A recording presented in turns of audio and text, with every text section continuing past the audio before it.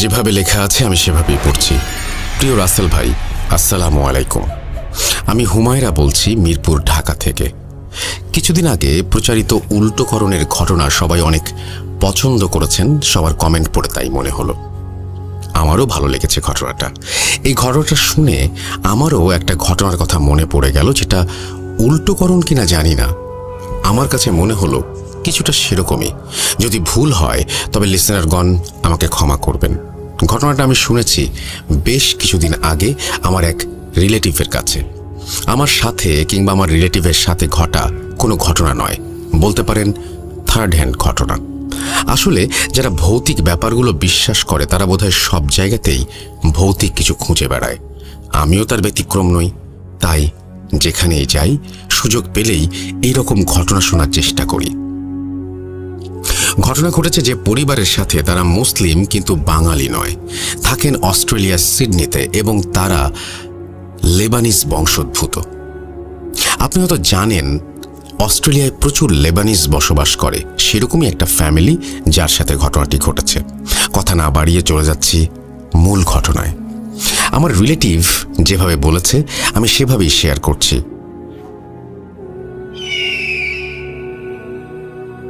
সাদি তার ওয়াইফ এবং ছেলেকে নিয়ে সিডনিতে থাকতেন অনেক বছর ধরে। যখন সাদি সিডনিতে আসেন তখন ওনার বয়স ছিল 25 বছর। উনি একটা ইউনিভার্সিটিতে পড়াতেন, আর সেখানেই পরিচয় হয় জয়তুনের সাথে। জয়তুন এবং আজিজা ছিল কাজিন। তারাও একই ইউনিভার্সিটিতে পড়তেন। সাদির সবসময়ই জয়তুনকে অনেক ভালো লাগত, আর সেই কথা একদিন সে আজিজাকে বলে। আজিজাকে রিকোয়েস্ট করে যেন জয়তুনকে এই ভালোবাসার কথাটা সে জানিয়ে দেয়। কিছুদিন পার হয়ে গেল, কিন্তু জয়তুনের কাছ থেকে হাঁ বা না সূচক কোনো উত্তর না আসায় সাহস করে উনি নিজেই জয়তুনকে মনের কথা বলে দিলেন। জয়তুন কোনো প্রকার ভনিতা ছাড়াই হ্যাঁ সূচক জবাব দিল। এরপর কিছুদিন পার হয়ে যায়। একদিন কথা প্রসঙ্গে জয়তুনকে সাদি জিজ্ঞেস করল, তুমি এত সহজে রাজি হয়ে যাবে আমি বুঝতে পারিনি। আজিজা কি তোমাকে আমার বিষয়ে কিছু বলেছিল? জয়তুন অবাক হয়ে বলল, তুমি কি বলছো? আজিজা আমাকে কি বলবে? কেন? আমাদের বিষয়? আমি আজিজাকে দিয়ে তোমার কাছে প্রস্তাব পাঠিয়েছিলাম। কই, ও তো আমাকে কিছু বলেনি। দুজনে একটু অবাক হলো এবং সাদি বলল, বাদ দাও, আমরা দুজন একসাথে আছি, এটাই বড় কথা। আগেই বলেছি আজিজা এবং জয়তুন সম্পর্কে বোন হওয়ায় ওরা একই বাসায় থাকত। বছরখানেক পর সাদির পড়াশোনা কমপ্লিট হয়। এরপর তাদের রিলেশনের বিষয়টি তাদের ফ্যামিলিতে জানালো এবং বলল, আমরা বিয়ে করতে চাই। দুজনের ফ্যামিলি ওদের সম্পর্ক মেনে নিল এবং বিয়ের ব্যবস্থা করে দিল। এর বছরখানেক পার হতেই তাদের একটা ছেলে হলো। সাদি একটি প্রাইভেট প্রতিষ্ঠানে চাকরি করত এবং শুক্রবারে সিডনির একটা মসজিদে ইমামতি করত। অস্ট্রেলিয়ার সিডনিতে অনেক জায়গায় মসজিদগুলোতে লেবানিজ বা বাঙালি প্রভাব আছে। উনি যেহেতু ভালো কোরআন তেলাওয়াত করেন এবং ধর্ম সম্পর্কে ভালো ধারণা ছিল, তাই ওনাকে সবাই শুক্রবার জুম্মার নামাজ পড়ানোর অনুরোধ করেছিল এবং সেই থেকে উনি কন্টিনিউ করে আসছিলেন। ওনার আরও একটি বৈশিষ্ট্য ছিল, যেটা বংশক্রমে পাওয়া। জিনে ধরা মানুষের তদবির করতে পারতেন তিনি। উনি প্রফেশনালি করতেন না, কিন্তু মাঝে মাঝে এটা করতেন নিতান্ত কারো অনুরোধ থাকলে, এবং ওনার কিছু আধ্যাত্মিক ক্ষমতা ছিল সে কারণেও। সাদি যে অফিসে চাকরি করত সেখানেই কোইন্সিডেন্টালি আজিজারও চাকরি হয়ে যায়। চাকরির সুবাদে প্রতিদিনই আজিজার সাথে সাদির দেখা হয়ে যেত। একদিন কথা প্রসঙ্গে সাদি আজিজাকে জিজ্ঞেস করল, তুমি জয়তুনকে আমার কথা কিছু বলনি? এই কথা শুনে আজিজা রহস্যময় এক হাসি দিয়ে চলে গেল। সেদিন আর জানা হলো না। পরের দিন শুক্রবার সাদি জুম্মার নামাজ পড়ানোর পর মসজিদ সংলগ্ন কবরস্থানের কাছে এসে বাসায় যান। ওই বাসায় তার পরিচিত একজন গোরখোদক, যিনি কিছুটা অসুস্থ ছিলেন। লিসেনার গোরখোদক সম্পর্কে আগেও আশা করি শুনেছেন, তারপরেও বলি, যিনি কবর খোঁড়ার কাজ করেন তাকে গোরখোদক বলা হয়। এই লোকের নাম ছিল আসগর আলী। তো ঘরের কাছাকাছি যখন পৌঁছান তখন যে অবাক করা বিষয়টা ঘটে সেটা দেখার জন্য আসলে সাদি মোটেও প্রস্তুত ছিলেন না। উনি দেখতে পান ওই ঘর থেকে আজিজা বের হয়েছে আর সাদিকে দেখার পর দ্রুত ওই স্থান থেকে চলে যাচ্ছিলেন। কয়েকবার ডাক দেবার সত্ত্বেও আজিজা কোনো রেসপন্স করেনি।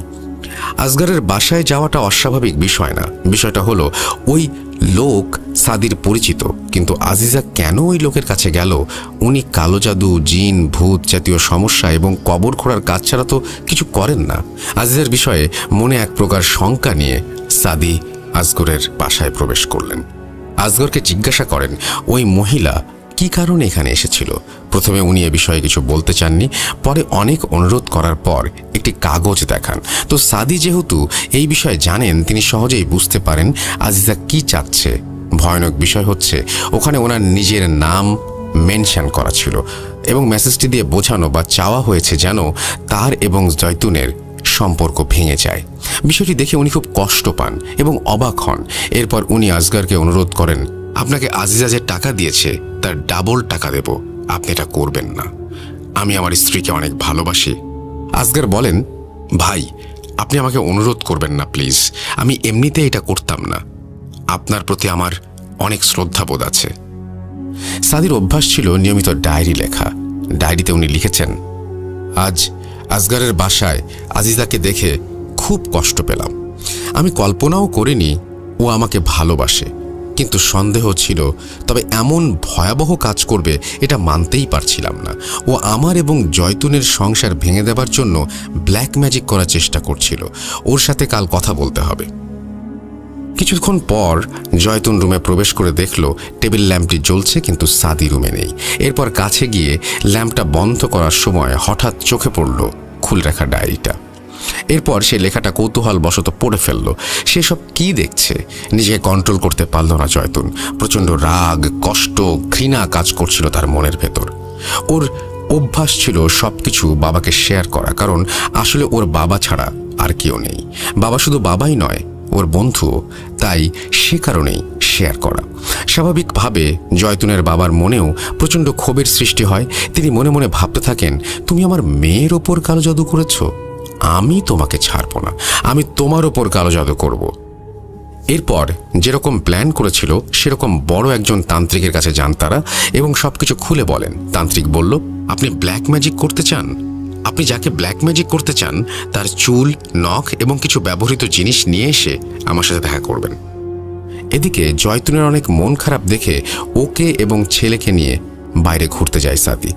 সাদির ডায়েরির বিষয়ে কিছুই জয়তুন জিজ্ঞাসা করেনি, কিন্তু মনে মনে অনেক কষ্ট পাচ্ছিল। রাস্তায় সাদি নিজেই ড্রাইভ করছিল, অনেক জোরে গাড়ি চালাচ্ছিল। কিছু দূর যাওয়ার পর কিছুটা পাহাড় ঘেরা একটা নির্জন রাস্তায় পৌঁছায় তারা। হঠাৎ রাস্তার মাঝখানে একটা কালো ছায়ার মতো তারা দেখতে পেল। ওনার কাছে অবয়বটা আজিজার মতোই মনে হলো। উনি একটু অন্যমনস্ক হয়ে যান, অজান্তেই হার্ট ব্রেক করেন এবং গাড়ি নিয়ন্ত্রণ হারিয়ে উল্টে যায়। প্রচণ্ড ধাক্কায় উনি বেহুশ হয়ে যান। কিছু সময় পর যখন হুঁশ ফিরে আসে, উনি দেখতে পান তার প্রাণপ্রিয় ছেলে এবং জয়তুন পড়ে আছে রাস্তায় রক্তাক্ত অবস্থায়। এই দৃশ্য দেখে উনি আবার বেহুশ হয়ে পড়ে যান। এরপর ওনার যখন হুঁশ আসে তখন তিনি নিজেকে আবিষ্কার করেন হাসপাতালের বেডে। উদ্বিগ্ন হয়ে সবার কাছে জানতে চান, আমার ছেলে, আমার ওয়াইফ কোথায়? ওনার বাবা জানান, ওরা আর বেঁচে নেই। তোমাদের মসজিদের কাছে যে কবরস্থান আছে ওখানে দাফন করা হয়েছে। এরপর হসপিটাল থেকে বেরিয়ে বাসায় না গিয়ে কবরস্থানে যান তিনি এবং স্ত্রীর কবর জিয়ারত করেন। হঠাৎ উনি দেখতে পান ওনার ছেলে ওনার পাশে বসে আছে। আবেগে উনি ছেলেকে জড়িয়ে ধরেন।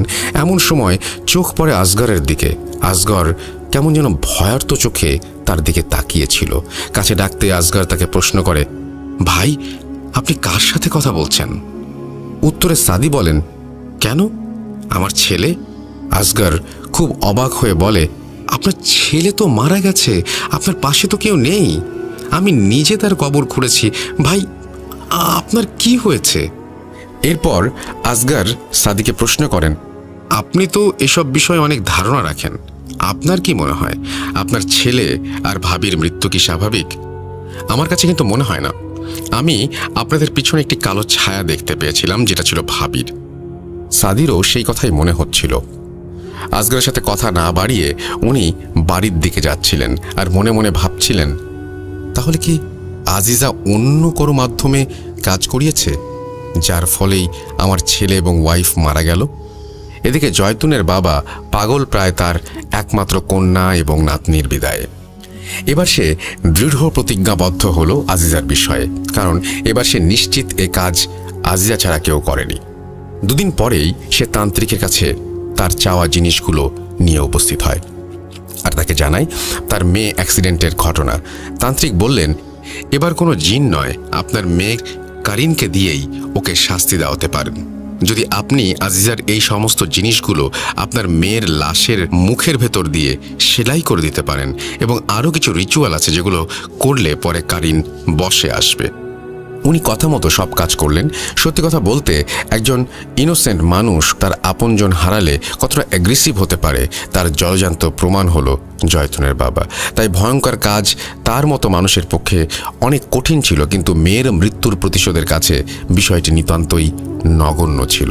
তান্ত্রিক জয়তুনের বাবাকে বললেন, আপনার সব কাজ শেষ, এখন বাড়ি যেতে পারেন, এখন শুধু অপেক্ষার পালা।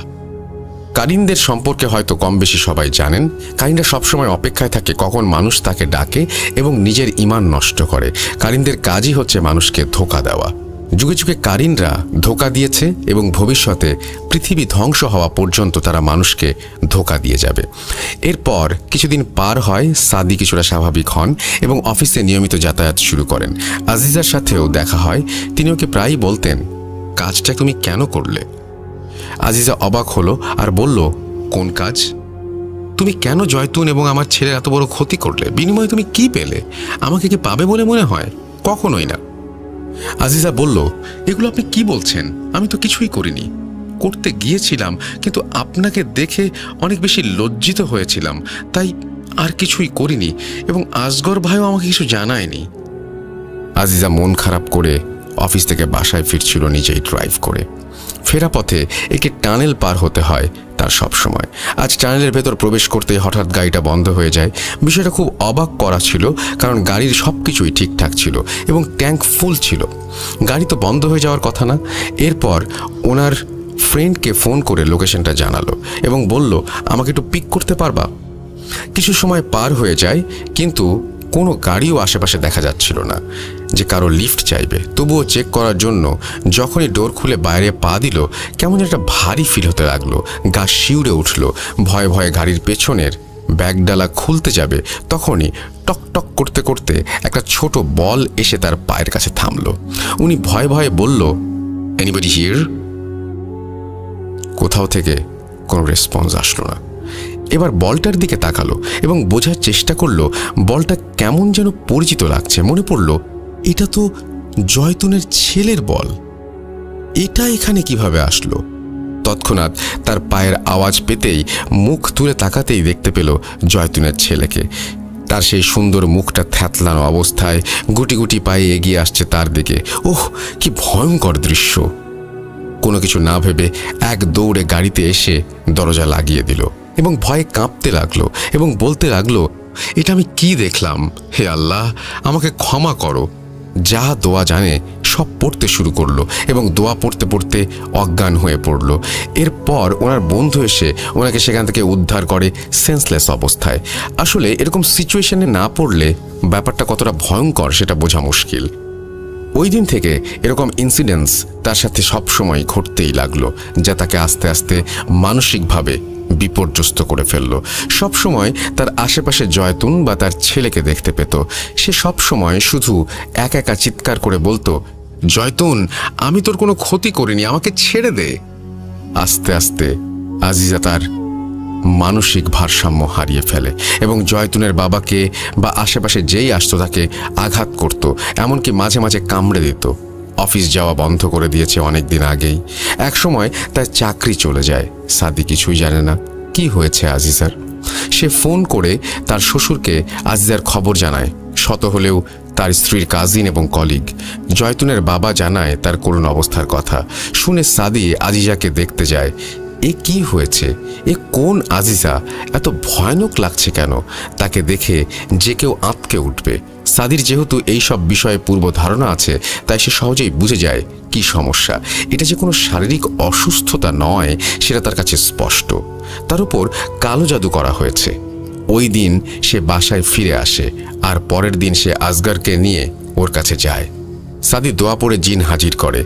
জিন জানায় কি হয়েছে বিষয়টা, তার উপর কারিন চালান করা হয়েছে। কারিন কে চালান করেছে এটা জিন স্পষ্টভাবে না বলেই চলে যায়, তবে যাওয়ার সময় বলে যায় যে করেছে সে তোমাদের এই ঘরেই আছে। সবকিছুই দেখছিলেন জয়তুনের বাবা। তার মনে খুব অপরাধ বোধ হতে থাকে, কিন্তু কিছুই বলেন না। এদিকে সাদি কনফিউজড হয়ে যায় এবং আসগরকে প্রশ্ন করে, তুমি করেছো এই কাজ? কে তোমাকে দিয়ে করিয়েছে? আসগর পুরো অবাক হয়ে যায় এবং বলে, এগুলো আপনি আমাকে কি বলছেন? আমি যদি করতাম তাহলে কি আপনার সাথে আসতাম? দুজনের বাক বিতণ্ডা দেখে জয়তুনের বাবা বলেন, তোমরা থামো, আমি বলছি ওর ওপর কালো জাদু আমি করেছি। তুমি ডায়েরিতে কি লিখেছিলে মনে আছে? ওই লেখাটা জয়তুন পড়েছিল এবং আমাকে জানিয়েছিল। এরপর জয়তুন মারা যায়। আমার পুরোপুরি ধারণা ছিল আজিজা ওর ওপর কালো জাদু করেছে, তাই ওভাবে মারা গিয়েছে। সাদি বলল, আপনার ধারণা পুরোপুরি ভুল ছিল। জয়তুনের ওপর কালো জাদু আজিজা করেনি। এরপর জয়তুনের বাবা নিজের ভুল বুঝতে পারে আর সেই তান্ত্রিকের কাছে যায় জাদু সরিয়ে নেওয়ার জন্য, কিন্তু তান্ত্রিক জানায় এখন আর কোনো উপায় নেই।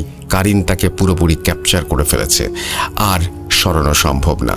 এরপর আজিজার পাগলামির মাত্রা বেড়ে যেতে থাকে এবং তাকে সিডনিতে একটি মানসিক হাসপাতালে ভর্তি করিয়ে দেওয়া হয়।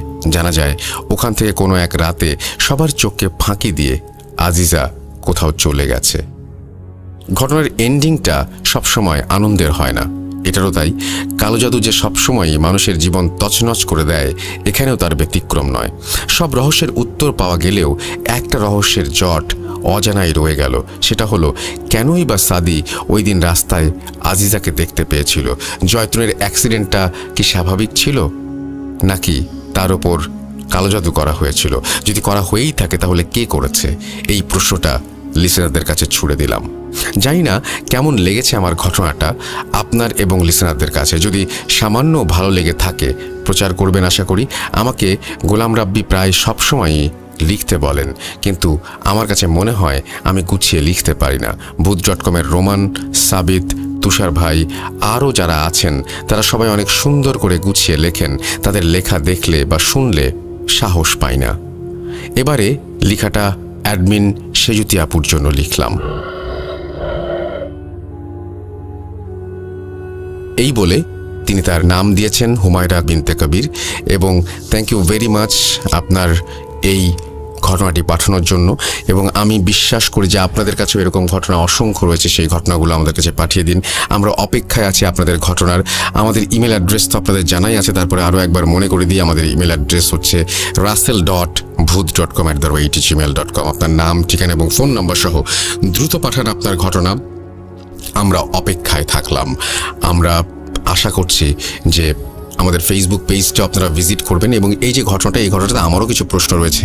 সব ঘটনা শোনার পরেই কিছু কিছু প্রশ্ন থেকেই যায়, এবং এই ঘটনাটার আমার ধারণা যে এখনও শেষ হয়নি। এই ঘটনাটার বাকি অংশ আছে, আমি বলবো যদি আপনারা জোগাড় করতে পারেন বা সেটা জানতে পারেন তাহলে ঘটনাটা কমপ্লিট হবে। কারণ এখানে আসলেই কে জাদু করেছে, তার উদ্দেশ্য কি, কেন এইভাবে জাদু করা হলো, এইটা ছাড়া এই ঘটনাটা আসলে বোঝাটা একটু শক্ত। তো আমার কাছে মনে হয় যে এটা যদি আপনারা জানেন তাহলে নেক্সট যে এপিসোড, সেই এপিসোডে আপনারা এটা শেয়ার করতে পারেন। কারণ এখানে সবচেয়ে বড় প্রশ্ন যে সব কিছুই কিন্তু কোনো কিছুর কোনো সমাধান হয়নি। কেউ একজন আক্রান্ত হয়েছে, সে মারা গেছে, আর একজন অ্যাসাইলামে চলে গেছে মেন্টাল পেশেন্ট হিসেবে। তো সব কিছুই একটু এলোমেলো, কিন্তু এই ঘটনাগুলো কে ঘটলো, কেন ঘটলো, এই জিনিসগুলো নিশ্চয়ই এই ঘটনার মধ্যে জানালে এটা চলমান ঘটনা, সেই ব্যাপারটা একটু আমাদের একটু কাইন্ডলি ক্লিয়ার করবেন। আমি চলে যাব আমাদের পরবর্তী ঘটনায়।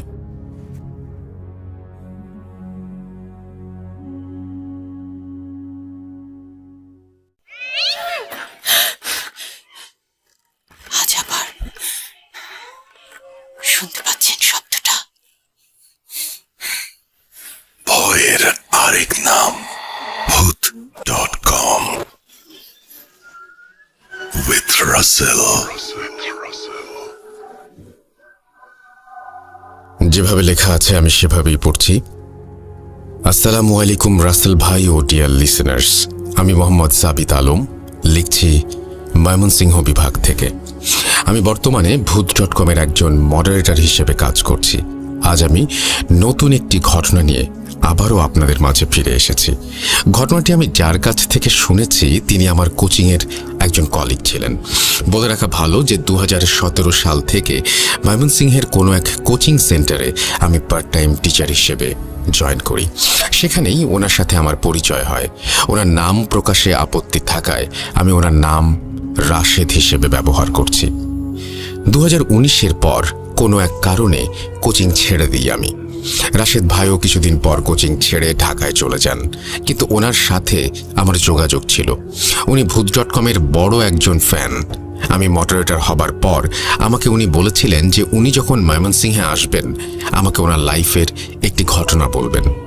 রাশেদ ভাই বয়সে আমার থেকে 2-3 বছরের বড় হবেন। লাস্ট কয়েক মাস আগে ওনার একটি চাকরির ইন্টারভিউ ময়মনসিংহে হওয়ায় উনি ময়মনসিংহ আসেন, আর আমি ওনার সাথে দেখা করে ঘটনা শোনার সুযোগ পেয়ে যাই। আমি রাশেদ ভাইকে নিয়ে ময়মনসিংহের কাচারি ঘাটের কাছের একটি চায়ের দোকানে বসে ওনার সাথে নিয়মিত জীবনের খোঁজ খবর নেবার পর্ব শেষ করে ওনাকে আমি আচমকাই বলে বসি, ভাই, আপনি না আমাকে ঘটনা বলবেন বলেছিলেন, আজকে বলেন। উনি আমার কথা শুনে আমার দিকে তাকিয়ে মুচকি একটা হাসি দিয়ে একটা সিগারেট ধরিয়ে কিছুক্ষণ সেটা টেনে আমার দিকে বাড়িয়ে দিলেন।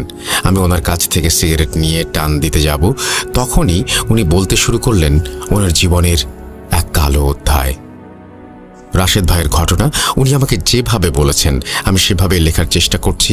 অনিচ্ছাকৃত ভুল ত্রুটির জন্য ক্ষমা চেয়ে নিচ্ছি। বলছেন রাশেদ ভাই। না না না, আমি এই কাজ করব না। আমি যার তার কাজ করি না। আমি সেই জায়গাতেই যাই যেই জায়গায় আমাকে প্রয়োজন। তোর পরিবার বা তোর বোনের সুস্থতার উসিলা হবার নির্দেশ যদি আমি পাই তবেই আমি যাব কাজ করতে। আমার কাছে কেউ আসে না, আমি নিজে সেখানে যাই যেখানে উসিলা হিসেবে আমাকে প্রয়োজন হয়। বলছিলেন হুজুর। হুজুরের মুখ থেকে এসব কথা শুনে আমি আর আমার বন্ধু মাহিন হতাশ হয়ে সেখান থেকে চলে আসছিলাম। মাহিন আমার কাঁধে হাত দিয়ে বলল, বন্ধু, সব ঠিক হয়ে যাবে, অন্য কোনো হুজুরের কাছে যাই চল। আমার তখন কোনো হিতাহিত জ্ঞান ছিল না। যে যাই সাজেস্ট করছিল তাই করছিলাম, কোনো সুযোগ ছাড়তে চাচ্ছিলাম না। কে জানে, পেয়েও তো যেতে পারি কোনো সমাধান। মাহিনের সাথে মসজিদের পর মসজিদ ঘুরছি, হুজুরদের সমস্যা বলছি, কিন্তু সমস্যা শুনে সবাই ইয়া আল্লাহ বলে মাফ চাইতেন আমাদের কাছে, আর বলতেন সমস্যার কারণই আপনারা জানেন না, মাফ করবেন, এই কাজে আমি নেই। আমি আশার কোনো আলো দেখতে পাচ্ছিলাম না, কোনো ধরনের সমাধান মাথায় আসছে না, কি করব তাও জানি না আমি। মাহিনকে নিয়ে রিক্সা ডেকে বাসায় চলে আসি আমি। মাহিন আমাদের প্রতিবেশী ও আমার স্কুলের বন্ধু। আমাদের বাসায় যাতায়াত ছিল ওর প্রচুর পরিমাণে, তাই আমাদের সমস্যা ওর সবই জানা ছিল, আর তাই সে আমার সাথে থাকতো কোনো একটা সমাধান খুঁজে বের করবার জন্য। আমি আর মাহিন আমাদের বাসার গেটের সামনে আসতেই দেখি এক হুজুর আমাদের বাসার গেটের সামনে দাঁড়িয়ে আছেন। আমি তাকে পেছন থেকে দেখছিলাম, তাই চিনতে পারছিলাম না যে আসলে কে। আমার মন তখন মোটেও ভালো ছিল না। আমার পরিবারের সাথে যা যা হচ্ছে সেগুলোর জন্য মনে অনেক রাগও ছিল, তাই ভাবছিলাম যে কোনো শয়তান হুজুর হয়তো এসে দেখছে আমার পরিবারের অবস্থা আর মনে মনে হাসছে। আমি দৌড়ে গিয়ে পেছন থেকে হুজুরের ঘাড়ে হাত দিয়ে ধরতেই উনি আমার দিকে ফিরে তাকান। ওনাকে দেখে আমি ভূত দেখার মতো অবাক হয়ে যাই। আরে, এ তো সেই হুজুর যে বলেছিল যে সবার সাথে কাজ করে না, আমাদের হেল্প সে করবে না বলেছিল, তাহলে এখানে কি করছে? বাসার ঠিকানাই বা কিভাবে জানল?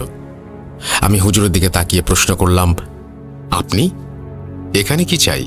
সাহায্য করবেন না বলেই তো দিয়েছেন, ঠিকানা কোথায় পেলেন? উনি আমাকে বললেন, আমি কিভাবে ঠিকানা পেয়েছি সেটা জেনে তুই কি করবি? বলতো, এই বাসায় যে মেয়ে থাকে সেই কি তোর বোন? সমস্যাটা কি তারই? আমি হ্যাঁ বোধক উত্তর দিয়ে মাথা নাড়লাম। উনি তৎক্ষণাৎ আমাকে বললেন, তোর নাম তো রাশেদ, তাই না? আচ্ছা শোন, আমি আগামী 5 দিন পর তোদের বাসায় আসব। এখনো সময় হয়নি তোর বোনের চিকিৎসা করার। সময় হোক, আমি আসব, আল্লাহ ভরসা বাবা। এই বলে উনি মাহিনের দিকে তাকান আর এরপর চলে যান সেখান থেকে।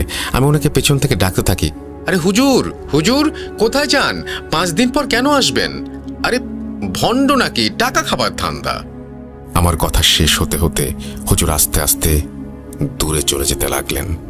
আমি হতভম্ব হয়ে যাই ঘটনার আকস্মিকতায়, আর মাহিনের দিকে তাকিয়ে দেখি তাকেও আমার মতো চিন্তিত দেখাচ্ছে।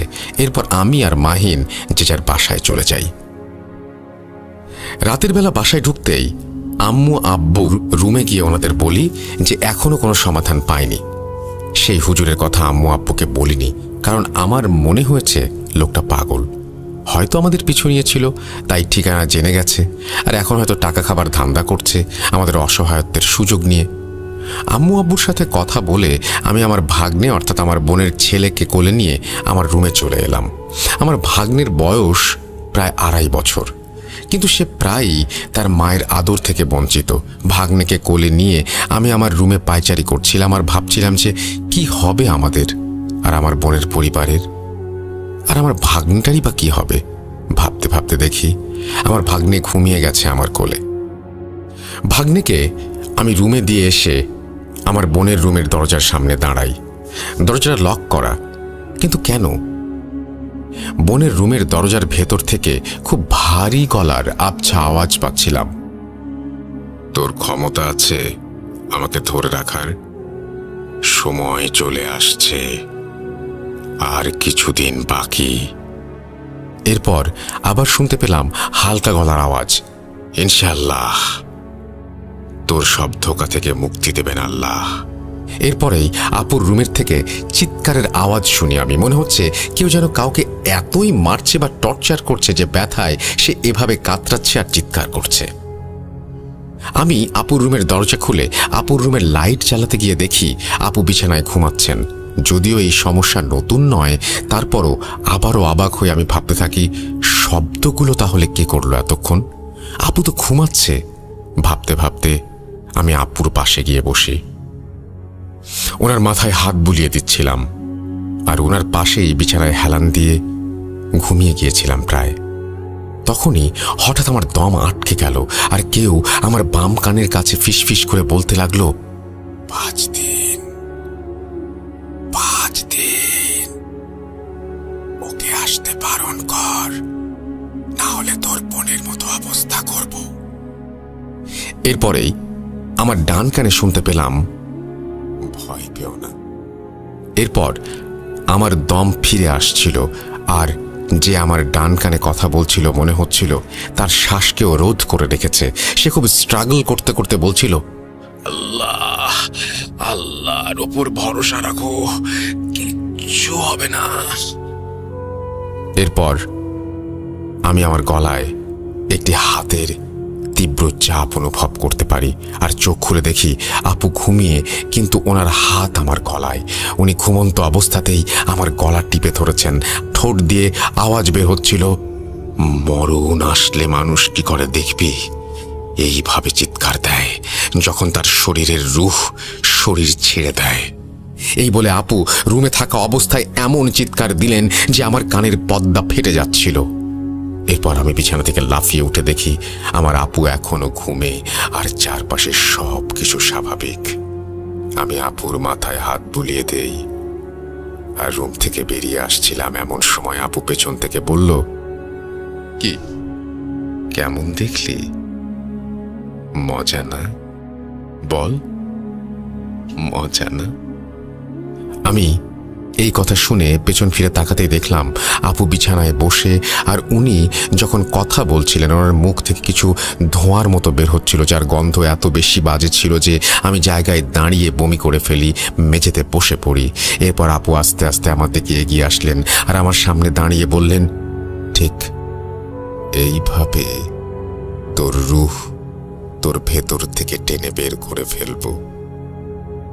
যদি আর ওই পথে যাস দেখবি কিভাবে করব, দেখবি, দেখ তবে। এই বলে আপু আমার গলার দিকে হাত বাড়াচ্ছিলেন, আর তখনই আপু মাঝ পথে পড়ে যান আর আমাকে সেই হালকা গলার আওয়াজে খুব কষ্ট করে বলে, চলে যাও, এখান থেকে চলে যাও, ও আমাকে বন্দি করছে, তোমাকেও করবে, আমি ওকে বেশিক্ষণ আটকে রাখতে পারবো না, তাড়াতাড়ি চলে যাও।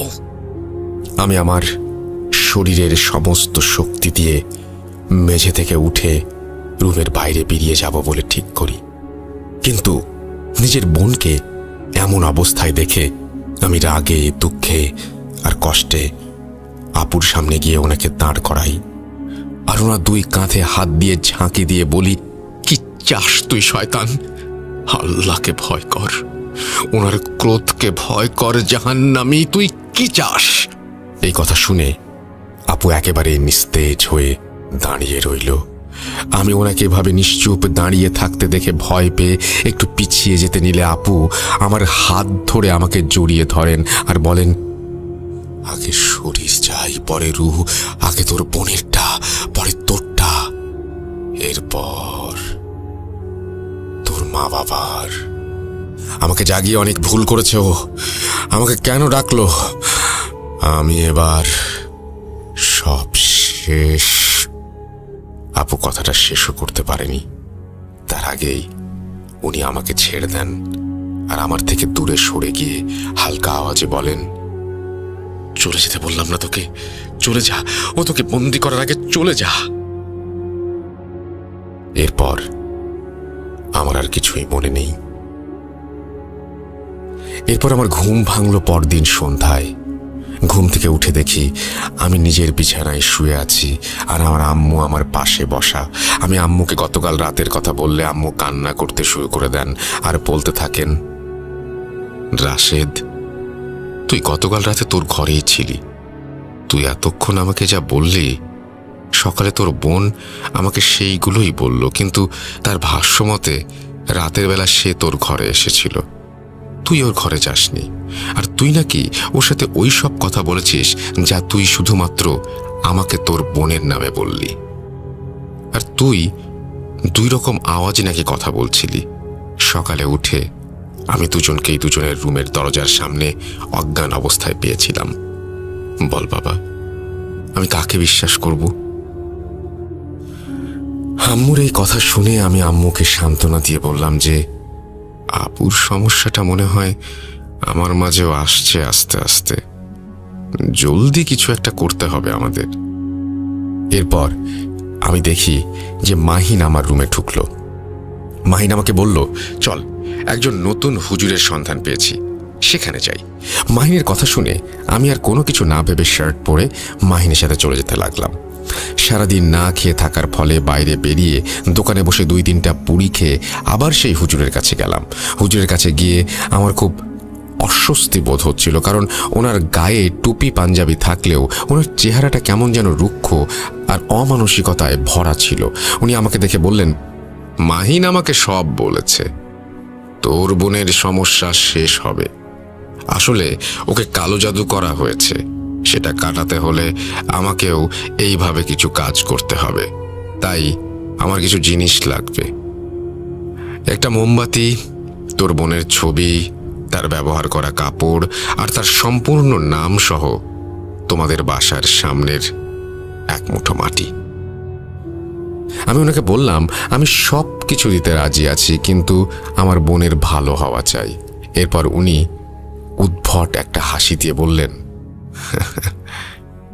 কাজ হয়ে যাবে। আমি ওনাকে আগামীকাল সবকিছু দেব বলে আমার বাসার দিকে রওনা দেই। এরপর রিকশায় উঠে এমন সময় কোথা থেকে যেন গতকালের সেই পাগল হুজুর আমার সামনে আসেন। তারপর আমাকে একটা সজোরে চড় দিয়ে বলতে লাগলেন, সর্বনাশ করতে কি উঠে পড়ে লেগেছিলি তুই? তোকে বললাম না 5 দিন পর আসবো, তুই কেন এখানে এলি? আমি চড় খেয়ে কিছুটা স্তব্ধ হয়ে যাই আর ওনার প্রশ্ন শুনে নিজেকে সামলে ওনাকে জিজ্ঞেস করি যে, আপনি এখানে? আমাকে মারলেন যে? আপনি আমার পিছু করছেন টাকা খাবার জন্য? ওসব হবে না। এরপর উনি আমাকে খুব ঠান্ডা গলায় বললেন, টাকা? তুই ভেবেছিস আমি টাকার জন্য এসব করছি? তুই জানিস আমি কে? আমি একজন ইঞ্জিনিয়ার ছিলাম, মা বাবাকে শয়তানের কাছে হারিয়ে এই দীক্ষা গ্রহণ করে মানুষকে সাহায্য করাই আমার কাজ এখন। টাকা, তুই আমাকে টাকা দিবি? তোর বোনের জীবনের মূল্যে কত টাকা দিবি আমাকে? টাকার কথা বলিস মূর্খ, কত টাকা দিবি তুই? ওনার কথা শুনে আমি কিছুটা ঠান্ডা হই। এর মাঝে মাহিন সেই হুজুরকে গালাগাল করতে থাকে, কারণ হুজুর আমাকে মেরেছিল। এরপর আমি মাহিনকে শান্ত হতে বললাম, আর হুজুর আমাদের বললেন, চল তোদের নিয়ে সামনে এগুতে এগুতে তোর বোনের ঘটনা শুনবো, আয়। অনেককেই তো বলেছিস, আমাকে একবার বলে দেখ। এই বলে উনি আমাদের নিয়ে হাঁটতে শুরু করেন। আমিও ওনাকে বলতে চাচ্ছিলাম, আসলে হয়তো হালকা হতে চাচ্ছিলাম, বা কোনো সমস্যার সমাধানের আশায়। সে যাই হোক, একটু সামনে যেতেই আমাদের সামনে একটি ভ্যান এলো। ভ্যানওয়ালাকে হুজুর সালাম দিয়ে বললেন, ভাইজান সামনে যাবেন? ভ্যানওয়ালা সালামের উত্তর দিয়ে আমাদের উঠে বসার ইশারা করলো। ভ্যানে উঠে হুজুর আমাকে বললেন, এবার বল কি হয়েছে তোর বোনের? আমিও হুজুরকে বলতে লাগলাম, আমার বোনের নাম রিমা, আমার থেকে 3 বছরের বড়। আমি যখন ইন্টারমিডিয়েটে, তখন ওর বিয়ের জন্য পাত্র দেখা হচ্ছিল। আমার বোন খুব লক্ষ্মী আর ঘরোয়া টাইপের একজন মেয়ে, দেখতেও বেশ সুন্দর, কিন্তু কিছুতেই কোনো সম্বন্ধ বিয়ে অবধি গড়াচ্ছিল না। এভাবে 10 থেকে 12টা পাত্র দেখা শেষে আমার মা সিদ্ধান্ত নেন যে মসজিদের ইমামের কাছে আপুকে নিয়ে যাবেন দোয়া নিতে। ইমাম সাহেবের কাছে গেলে উনি আমাদের জানান যে আপুর ওপর বিয়ে বাধা জাদু করা থাকতে পারে বলে উনি সন্দেহ করছেন। উনি আমাদের কোরআন খতম দিতে বলেন এবং মাদ্রাসায় একবেলা খাওয়ানোর কথা বলেন, আর 3টা মুরগি সদগা দিতে বলেন। হুজুরের কথা মতো কাজ করার প্রায় 20 দিনের মাথায় নতুন পাত্র এলো, দেখা হলো। এবার কোনো সমস্যা ছাড়াই বিয়ের কথা পাকাপাকি হয়ে গেল। এরপর আপুর বিয়ে হলো। বিয়ের পর আপুর দিনকাল ভালোই যাচ্ছিল, কিন্তু আমার দুলাভাইয়ের মতে আপু মাঝে মাঝেই আজব সব আচরণ করতেন। কখনো মাঝরাতে দুলাভাই ঘুম থেকে উঠে দেখতেন আপু ওনার দিকে শয়তানি দৃষ্টিতে তাকিয়ে আছেন, আর অন্ধকারে আপুর চোখ বিড়ালের মতো জলজল করছে। আর সে আমার দুলাভাইকে মাঝে মাঝে দিন গোনার মতো বলতো। আপুর কথাগুলো ছিল কিছুটা এমন, আর মাত্র 85 দিন, আমাকে আহ্বান করা হচ্ছে, আমি আসছি, মাত্র 85 দিন। এই বলে নাকি আপু অজ্ঞান হয়ে যেত অথবা পাশ ফিরে শুয়ে ঘুমিয়ে যেত। আমার দুলাভাই ব্যাপারটাকে বেশি একটা আমলে নিতেন না, মডার্ন যুগের ছেলে, তাই পাত্তা দিতেন না এসবে। ভাবতেন যে আপু হয়তো ঘুমের ঘোরে স্বপ্ন দেখছে আর এসব কথা বলছে। মাঝে মাঝে নাকি আপু ঘুম থেকে উঠে ফ্যাল ফ্যাল চোখে কাঁদো কাঁদো হয়ে দুলাভাইয়ের দিকে তাকিয়ে থাকতো আর বলতো, আমি আর বেশি দিন পারবো না, আপনারা দোয়া করেন যেন আল্লাহ রহম করেন। এই বলে নাকি সেও পাশ ফিরে শুয়ে ঘুমিয়ে যেত। ভাইয়া এই কথাগুলো একইভাবে পাত্তা দিতেন না, কিন্তু যত দিন যেতে লাগলো সমস্যা তত বাড়তে লাগলো।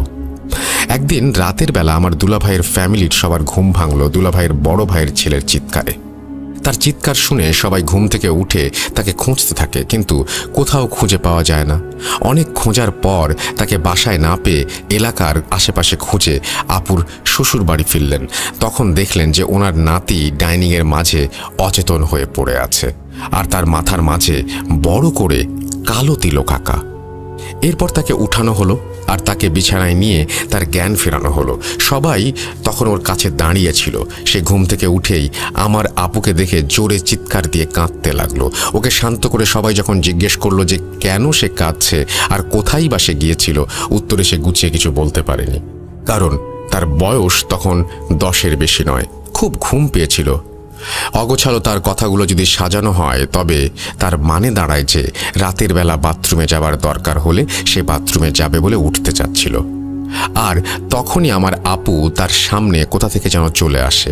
সে আপুর সাথে বাথরুমে যায়, কিন্তু আপু তাকে বাথরুমে নিয়ে গিয়ে তার হাত বেঁধে ফেলে আর একটি মোমবাতি জ্বালিয়ে পর সেটি আঙুল দিয়ে নিভিয়ে তার আঙুলে লাগা মোমবাতির কালি নাকি তার মাথায় লাগিয়েছিল।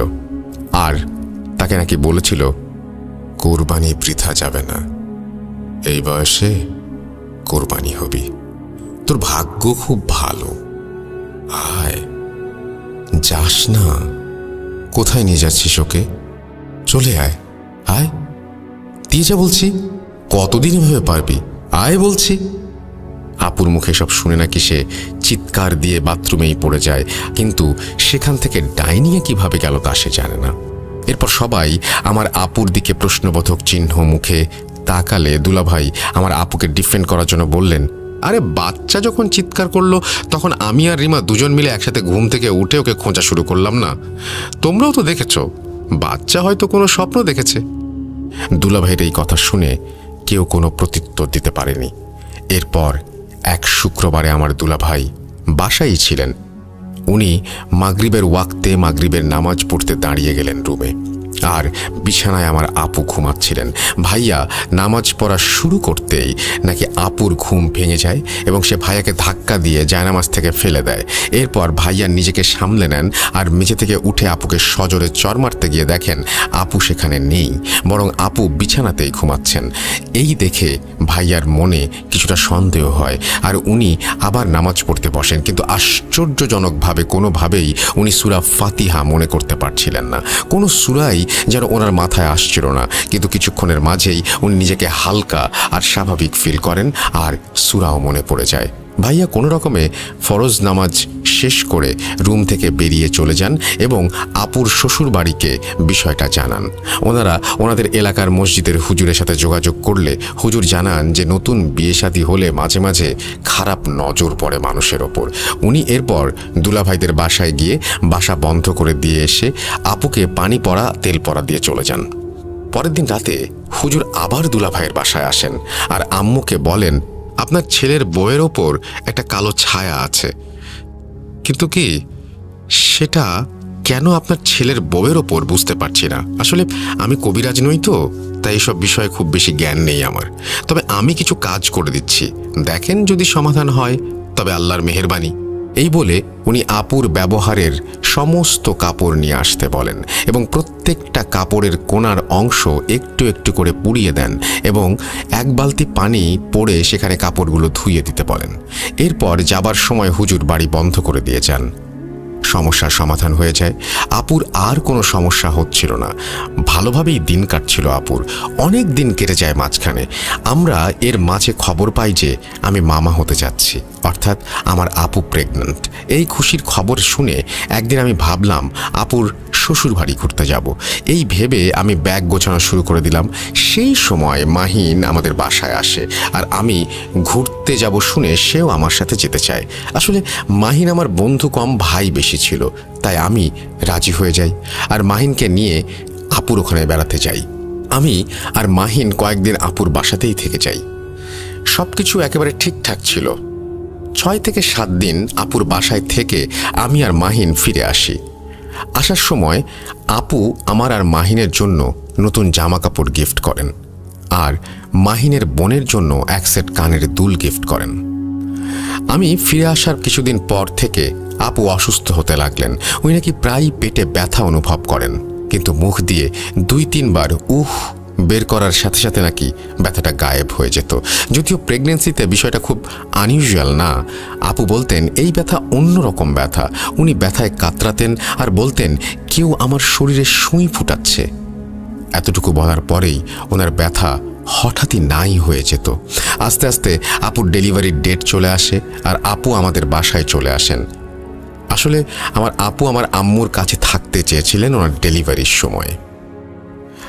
আপু বাসায় আসার পরের দিন সন্ধ্যায় আমি আর আপু মিলে আপুর রুমে বসে গল্প করছিলাম।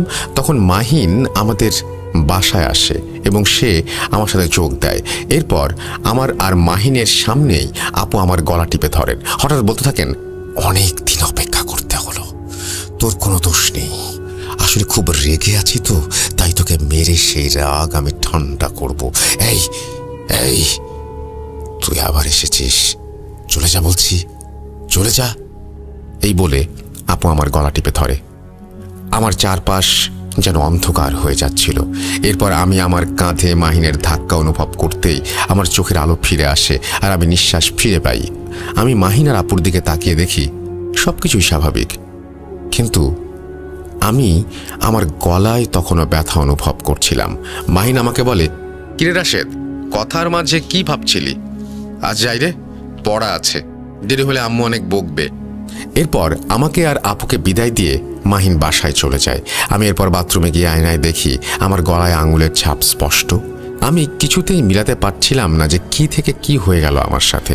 সেদিন রাতে আমি আমার রুমে রাতের বেলা একাধিক ব্যক্তির হাঁটা চলার আওয়াজ শুনতে থাকি। ঘুমের মাঝে কেউ আমার কানের কাছে এসে ভারী গলায় বলতে থাকে, কতদিন ওকে সাহায্য করবি, কতদিন ওর সাহায্য নিয়ে বাঁচবি, আর বেশি দিন নাই, শেষ হবে, সব শেষ হবে। পরক্ষণেই আমার হালকা একটা আওয়াজ শুনতে পাই, ভয় পেও না, আমি আছি, কতদিন পারবো জানি না, কিন্তু আমি আছি, আল্লাহ ভরসা। ভোর হচ্ছে, ওঠো, নামাজ পড়ো, দোয়া করো। হালকা সেই কণ্ঠটা আমি শুনতে পাই। সেই কণ্ঠে যেন খুব কষ্ট নিয়ে এই কথাগুলো বলতে থাকে। এদিকে আম্মুকেও কিছু বলতে পারছিলাম না যে আমার সাথে কি হচ্ছে, কারণ আম্মু অলরেডি আপুকে নিয়ে ব্যস্ত। আর যতই ডেলিভারির ডেট আসছিল, আম্মু যেন ততই খুশি আর নার্ভাস দুটোই হচ্ছিলেন একসাথে। এর মাঝে দেখতে দেখতে আপুর ডেলিভারির ডেট চলে আসে, আর ফুটফুটে এক পুত্র সন্তানের জন্ম দেন আমার আপু। আমরা সবাই খুবই খুশি, আর দুই পরিবারের মাঝে আনন্দের কোনো সীমা ছিল না। আমার ভাগ্নেকে নিয়ে আপু যখন বাসায় ফিরলেন, তখন আমি খেয়াল করতে পারলাম যে আমার ভাগ্নে আমার আপুর কাছে গেলেই কান্নাকাটি করে, আর অন্য সবার কোলে চুপ থাকতো। আপুর কোলে বসে সে খেতেও চাইতো না, কাঁদতে থাকতো। এই সমস্যাটা সন্ধ্যার পর বেশি দেখা যেত, যদিও বিষয়টা স্বাভাবিক মনে হতো না আমাদের, তবুও বেশি একটা আমলে নেই না বিষয়টা। এরপর আপু তার শ্বশুর বাড়ি ফিরে যান আর আমার ভাগ্নেকে নিয়ে যান। ফিরে যাওয়ার পরে আপু যেন নিজেকে পুরোপুরি বদলে ফেলেন আর নতুন করে অন্যরকম এক মানুষ হয়ে যান। আপু সবসময় সাদা কাপড় পরতেন, রুম থেকে কখনোই বের হতেন না, খাওয়া দাওয়া করতেন না ভালো করে। এদিকে আমার ভাগ্নে খুবই ছোট, তাই আপুর খাওয়া দাওয়া না করার ফলে আমার ভাগ্নেরও খাওয়া দাওয়া হচ্ছিল না ভালো করে। আপু তার ছেলেকে একেবারেই কোলে নিতেন না, সন্ধ্যা হলেই ঘুমিয়ে যেতেন, রাত 12টার পর জেগে থাকতেন আর নিজের মনে কথা বলতেন। সকালে যদি ওনাকে জিজ্ঞেস করা হতো যে উনি কি বলছিলেন বিড়বিড় করে, তখন উনি বলতেন যে ওনার কিছু মনে নেই। একদিন আমার দুলাভাই রাতের বেলা ঘুমাচ্ছিলেন, আপু যথারীতি সজাগ। দুলাভাই আপুকে ঘুমাতে বলতেই আপু ওনার গলা টিপে ধরেন আর বলেন, তোর আজও এত সাহস, আমাকে হুকুম করছিস? তোর আর তোর পরিবারের সাথে আমার কোনো লেনা দেনা নেই, আমাকে আমার মতোই থাকতে দে, নাইলে তোর বংশে লাশের স্তূপ বানিয়ে দেব। এই কথা বলা শেষ করে আপু আমার দুলাভাইয়ের গলা ছেড়ে দিয়ে বলেন, আমাকে মাফ করবেন, আমি আর পারছি না, আমাকে সাহায্য করুন। এই বলে নাকি আপু অজ্ঞান হয়ে যায়। দুলাভাই সেদিন রাতে আপুর শ্বশুর বাড়িতে কথাগুলো জানান, আর আপুকে বর্তমান সমস্যা দেখে ওনারা আবার হুজুরের কাছে যাবার সিদ্ধান্ত নেন। হুজুরের কাছে গেলে হুজুর বলেন যে আমার আপুকে ওনার বাসায় নিয়ে গিয়ে দেখবেন। পরের দিন মাগরিবের নামাজ পড়ে হুজুর আপুদের বাসায় যান, কিন্তু উনি বাড়ির দরজার ভেতর যেতে চাইলেন না। কেন যেতে চাইলেন না জিজ্ঞেস করার পর উনি উত্তর দিলেন, কালো এক ছায়া আপনাদের বাড়িকে ঘিরে রেখেছে, আমি ভেতরে যাব না, আপনাদের বৌমাকে আমার বাসায় নিয়ে আসবেন, আগামীকাল সেখানেই ওকে দেখব। হুজুরের এই কথাগুলো শুনে আপুর শ্বশুর বাড়ির লোকজন ভীষণভাবে চিন্তিত হয়ে যান। পরের দিন সকালবেলা হুজুর আপুর শ্বশুরকে ফোন দিয়ে বলেন, আমাকে ক্ষমা করবেন, আপনার ছেলের বইয়ের চিকিৎসা আমি করতে পারবো না, আমি কোনো কবিরাজ নই, আপনারা ভালো কাউকে দেখান, আমি মাফ চাই। এই বলে হুজুর ফোন কেটে দেন। বারবার ফোন দেওয়া হলেও উনি আর কোনো ফোন রিসিভ করেননি। আপুর শ্বশুর বাড়ির মসজিদে নামাজের পর হুজুরের সাথে দেখা করতে চাইলেও হুজুর প্রতিবার এড়িয়ে চলতেন আপুর শ্বশুরকে। এদিকে আপুর সমস্যা বাড়তেই থাকে। রাতের বেলা দুলাভাই ঘুমালে আপু দুলাভাইকে অনেক কথা বলতেন, হুমকি দিতেন, আর তখন আপুর মুখ থেকে ধোয়ার মতো বাজে দুর্গন্ধযুক্ত বাতাস বের হতো। এতই বাজে গন্ধ ছিল যে দুলাভাই রুমে থাকতে পারতেন না। আস্তে আস্তে আপুর শরীরে নানান জায়গায় দাগ দেখা দিতে লাগলো। হঠাৎ করে আপু খাওয়া দাওয়া বেড়ে গিয়েছিল। এরপর আপু নাকি 4-5 জনের ভাত তরকারি একাই খেয়ে নিতেন আর বাসায় সবার সাথে দুর্ব্যবহার করতেন। দিন, মাস, বছর পার হচ্ছিল এভাবেই। সমস্যাগুলো যেন বাড়ছিল আস্তে আস্তে, কিন্তু অনেক কবিরাজ ডাক্তার দেখিয়েও কোনো সমাধান পাওয়া যাচ্ছিল না। এদিকে আমার ভাগ্নের বয়স 1 বছরের ওপর হয়ে গিয়েছিল তখন।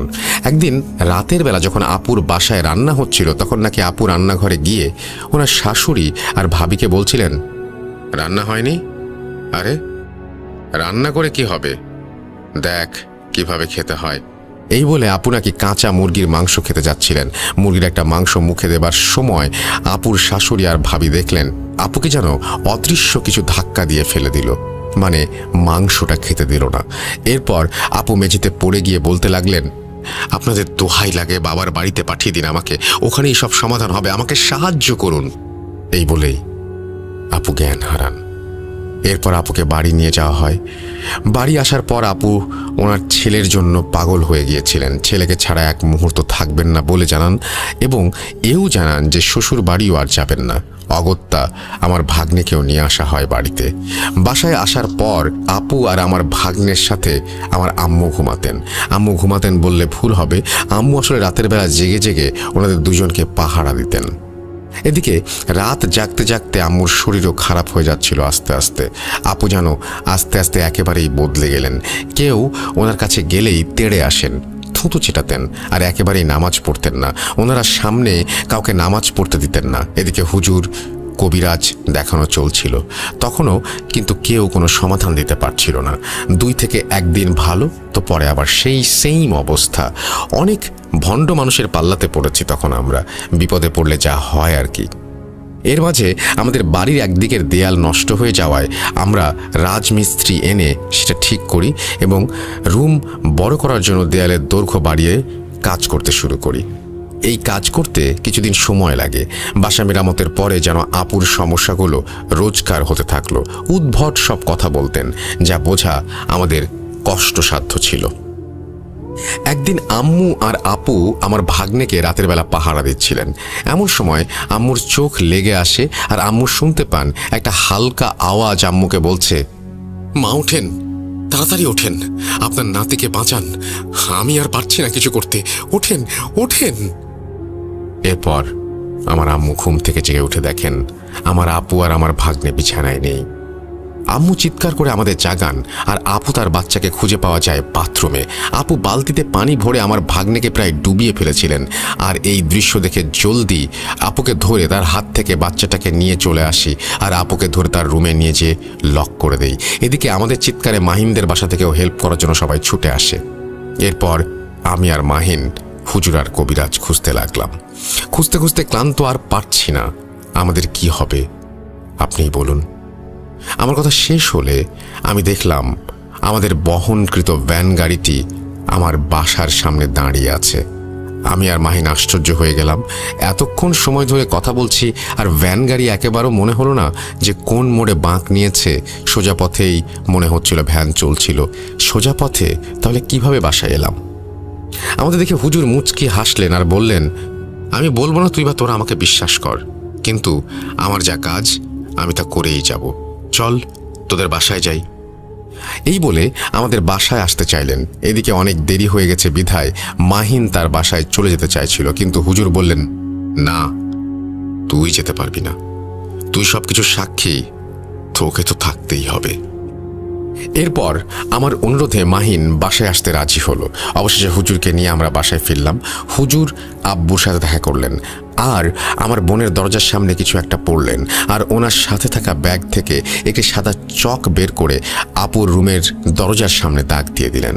এরপর উনি আমাদের সাথে নিয়ে ড্রয়িং রুমে বসলেন আর বললেন, তোদের মেয়ের সমস্যা আমি জানি, এই জন্যই তো আমি এসেছি এখানে।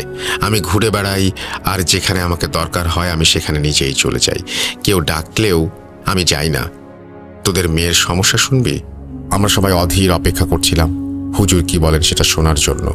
আমরা হুজুরকে হ্যাঁ বোধক ইশারা জানাতেই হুজুর বলতে লাগলেন, 1500 বছরের বেশি বয়স্ক, নিকৃষ্ট, পাপী, অবাধ্য জিনকে আহ্বান করা হয়েছে তোদের মেয়ের জীবন নাশ করতে। তোদের মেয়ে কেন বেঁচে আছে জানিস? তবে শোন, তোদের মেয়ের দাদা উনি ছিলেন খুব ধার্মিক আর পরহেজগার একজন ব্যক্তি। তোরাও আল্লাহর রহমতে নামাজি আর ধার্মিক। তোর মেয়ের দাদা কয়েকটা জিন পালতেন। এর মধ্যে 3 জনকে তোদের মেয়ের দাদা মৃত্যুর আগে তোদের পরিবারকে রক্ষা করার জন্য জিম্মা দিয়ে যান। কিন্তু এই 1500 বছরের শয়তান জিন তাদের মধ্যে 2 জনকে মেরে ফেলেছে, আর 1 জন এখনো তোদের মেয়েকে রক্ষা করে আসছে। ওকে মারতে পারেনি, কারণ 3 জনের মধ্যে সে সব থেকে শক্তিশালী। মনে আছে রাশেদ তোর, গতকাল রাতে তোর বোন যখন তোকে বলেছিল আমাকে আসতে বারণ করার জন্য, এরপরেই তোকে তোর বোন আবার কি বলেছিল? ভয় পেও না, তাই তো? এই কথা সেই রক্ষাকারী জিনের। তোর মেয়ের জামাইকে রাতের বেলা কাঁদো কাঁদো গলায় সেই বলতো যে আর পারছি না। তোদের মেয়ের গর্ভে তোদের নাতি থাকা অবস্থায় ব্যথার উপক্রম করতো যখন শয়তান, তখন সেই রক্ষক জিনই সেটা সমাধান করত। তোদের মেয়ে জামাইকে নামাজে শয়তানটা ধাক্কা দিলে সেই রক্ষক জিনই ওর মাথায় আবার সূরা মনে করে নামাজ পড়তে সাহায্য করে। কাঁচা মাংস খেতে গেলে তোদের মেয়েকে সেই বাধা দিয়েছিল। তোর মেয়ের জামাইয়ের বড় ভাইয়ের ছেলেকেও এই জিনই রক্ষা করেছিল সেদিন। সে তোর পরিবারকে রক্ষা করে আসছে নানানভাবে। এতটুকু শুনে আমি জিজ্ঞাসা করলাম, হুজুর 1500 বছরের জিনকে আহ্বান করা হয়েছে মানে বুঝলাম না। আমার কথা শুনে হুজুর হাসলেন আর বললেন, এর উত্তর একজনই দিতে পারে, মাহিন। হুজুরের কথা শুনে আমি আর আমার পরিবার এমন শক খেলাম সেটা বলে আর বোঝাতে পারবো না। আমরা সবাই মাহিনের দিকে তাকাতেই দেখলাম মাহিন প্রচণ্ড রাগ নিয়ে হুজুরের দিকে তাকিয়ে আছে আর বলছে, ভেবেছিলাম কোনোদিন কেউ জানবে না, কিন্তু আপনি কোথা থেকে এসে জেনে গেলেন সবকিছু? আমি এবার প্রচণ্ড রাগ নিয়ে মাহিনের গালে একটা চর বসিয়ে বলি, সবকিছু খুলে বল মাহিন। এরপর মাহিন বলতে শুরু করলো, রিমাকে আমি কখনো আপন নজরে দেখিনি। ওকে আমি ভালোবাসতাম, কিন্তু আমার ভালোবাসার কোনো মূল্যও দিত না, আর বুঝতেও চাইতো না। কখনো বলতেও পারিনি ওকে। একে তো বন্ধুর বোন, তা আবার বয়সে বড়। ওর বিয়ের কথা উঠলে আমি কি করব ভেবে অনেক কিছু করব বলে ভাবি, কিন্তু আমি ইন্টারমিডিয়েটের এক ছেলে, কী বা করব? শেষমেশ কোনো পথ না পেয়ে আমার মাথায় একটা শয়তানি প্ল্যান আসে। বিভিন্ন জায়গায় অনেক খুঁজে খুঁজে এক তান্ত্রিকের সন্ধান পাই। নিজের জমানো টাকা তার কাছে দিয়ে তার মাধ্যমে রিমার বিয়ে বন্ধ করার জন্য কালো জাদু করি। ভাবছিলাম আর বেশি কিছু করব না, কিন্তু হুজুরের কাছে গিয়ে জাদু কাটিয়ে রিমার বিয়ে দিলি তোরা। রাগে কষ্টে আমি পাগল হয়ে গিয়েছিলাম, তাই আমি রিমার উপর কালো জাদু করে ওকে মেরে ফেলতে চেয়েছিলাম। ও আমার যখন না, তখন কারোর না। রিমার শ্বশুর বাড়ি বেড়াতে গেলে রিমা যে কানের দুল আমার বোনের জন্য দিয়েছিল সেটাও আমি কালো জাদুর কাজে ব্যবহার করেছি। কিন্তু তোরা খুব নামাজি আর রিমার হাজবেন্ড খুব ধার্মিক, তাই ওর সন্তান যখন রিমার গর্ভে, তখন আমি চেয়েও রিমার কোনো ক্ষতি করতে পারছিলাম না। ওদের বাসাটাও বন্ধ ছিল তখন, কিন্তু বাচ্চা হয়ে যাওয়ার আগে রিমা যখন এখানে এলো তোদের বাসায়, তখন আমি ওর ওপরে কালো জাদু করি। কিন্তু তোদের এই বাসা তোদের দাদা সুরক্ষিত করে রেখেছিল, তাই বেশি কিছু করতে পারিনি হুজুরকে ভয় দেখানো ছাড়া। এরপর তোর বাসা মেরামতের কাজ করতে গিয়ে মাটি খুঁড়ে বাসার সুরক্ষা নষ্ট করে ফেললে আমি ফাইনালি রিমা আর তার ছেলেকে মেরে ফেলার জন্য ফ্রি হয়ে যাই, কিন্তু পারছিলাম না সেই ভালো জিনের জন্য। তাই আজ তোকে এই তান্ত্রিকের কাছে নিয়ে গিয়েছিলাম। রিমাকে শেষবারের মতো কালো জাদু করতে কিছু জিনিস লাগতো, সেই কাজে তাই তোকে নিয়ে গিয়েছিলাম। তোর হাত দিয়ে তোর বোনকে মেরে ফেলার প্ল্যান করছিলাম আমি, তোকে নিয়ে গিয়েছিলাম, কিন্তু কোত্থেকেই হুজুর এসে সব শেষ করে দিল। মাহিনের মুখে সব কথা শুনে আমি হিতাহিত জ্ঞানশূন্য হয়ে মাহিনকে বেধড়ক মারতে গেলে হুজুর আম্মু আব্বুর কথায় থেমে যাই। আমি মাহিনকে বলি, কিভাবে পারলি তুই মাহিন? তোকে তোকে বন্ধু কম ভাই বেশি ভাবতাম। আপুও তোকে কত আদর করত ছোট ভাই হিসেবে। কিভাবে পারলি তুই মাহিন? এটা কি তুই করলি? এই বলে আমি অঝরে কাঁদতে থাকি। আমার কান্না দেখে মাহিন আমার কাঁধে হাত রেখে কাঁদো কাঁদো হয়ে বলে, বন্ধু রাগ আর শয়তানের ধোকায় পড়ে আমি ভুল করেছি, আমাকে মাফ করে দে। রিমাকে ভালো করতে যা করতে হয় আমি করব। মাহিনের কথা শুনে হুজুর মাহিনকে জিজ্ঞেস করলেন, কিভাবে এই কালো জাদু করেছে তোমার তান্ত্রিক? মাহিন বলল, শ্মশান থেকে পুরনো একটি লাশের হাড় ব্যবহার করে এই অবাধ্য জিনকে সেটার মধ্যে বাঁধা হয় এবং সেই হাড়ে রিমা আপুর ব্যবহার করা কাপড়ের টুকরো আটকে সেই জিনকে খোরাক হিসেবে আপুর রূহ দেয়া হবে বলে ওয়াদা করে কালো জাদু করা হয়েছে।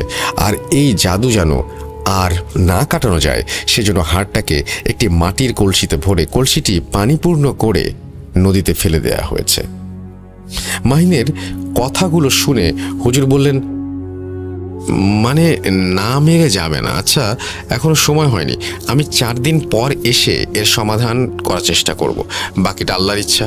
এই 4 দিন বাসায় মাদ্রাসার ছাত্র আনাবি তোরা। 1 মিনিটের জন্য যেন কোরআন পড়া বন্ধ না হয়। তোরা নিজেরাও পড়বি, নামাজ পড়বি, জিকির করবি, দোয়া করবি। আমি বাসা বন্ধ করে দিয়ে যাচ্ছি। এই বলে হুজুর বাসা বন্ধ করে চলে গেলেন। এরপর আমাদের বাসায় হুজুরের কথা মতো কোরআন পাঠ শুরু হয় মাদ্রাসার ছাত্রদের নিয়ে এসে। আমার ফরজ নামাজ সহ সকল নামাজ আদায় করি এই 4 দিন। এই 4 দিনে শুরুর দিকে আপুর থেকে চিৎকার শুনতে পেতাম যে কেউ ভেতর থেকে বলছে, বন্ধ কর, বন্ধ কর বলছি, আমি আর পারছি না। এরপর আপু নিজেই আবার বলতেন, আল্লাহর কালামের শব্দ শয়তানের কানে বিষ। তোর দিন শেষ হয়ে আসছে, ইনশাআল্লাহ এবার সব ঠিক হয়ে যাবে। এরপর থেকে আপুর রুম থেকে আর আওয়াজ শুনতে পাইনি আমরা। এই 4 দিন সকাল সন্ধ্যা রাত আপুকে খাইয়ে দিতেন আম্মু। 4 দিন পর সন্ধ্যায় হুজুর আমাদের বাসায় আসলেন। উনি আপুর রুমের সামনে গিয়ে সেদিনে দেয়া চকের দাগের একটা কোনায় কেটে ঢুকে পড়লেন। হুজুরকে দেখে আপু হুজুরকে খুব সুন্দর করে সালাম দিল। হুজুর আপুর সালামের উত্তর নিয়ে বললেন, আল্লাহ তোর ওপর আরও রহমত দান করুন। নাম কি তোর? তুই কি এই পরিবার রক্ষা করছিস? আল্লাহ এর ইনাম দেবে তোর জন্য, অপেক্ষা করবে ইনশাল্লাহ। এখন থেকে তুই সাহায্য করবি এবং মেয়েটাকে সুস্থ করতে। কি করবি তো? হুজুরের কথা শুনে আপু বললেন, ইনশাল্লাহ হুজুর, আমার নাম হামজা। এরপর হুজুর একটা কাগজ নিয়ে অনেক কিছু লিখলেন, আর লেখা শেষ হলে সেটা একটা গ্লাসের পানিতে ডুবিয়ে দিলেন।